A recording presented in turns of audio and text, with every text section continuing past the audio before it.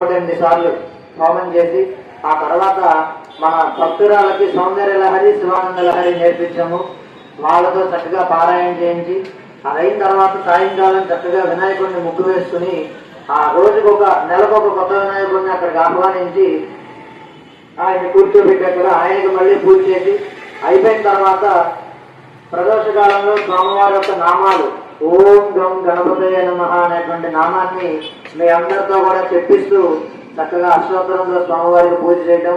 ఆ తర్వాత ఆయనకి ఇష్టమైనటువంటి గరికను ఆయనకి సమర్పించడం, తర్వాత మహాహారతి, ఇక కార్యక్రమాలన్నీ కూడా మనం చేసుకుంటూ ఉన్నాము. ఇక ఈ నెల నుంచి మనం మొదలు పెట్టినటువంటిది ఏంటంటే పొద్దున్నే సుప్రభాత సేవ చేసేటువంటి సమయంలో స్వామివారి దగ్గరికి ఆ సుప్రభాత చేసేటువంటి భక్తులే కాకుండా మిగతా భక్తులు కూడా వచ్చి స్వామివారికి ఇప్పుడు ఏ ప్రకారంగా అయితే మీ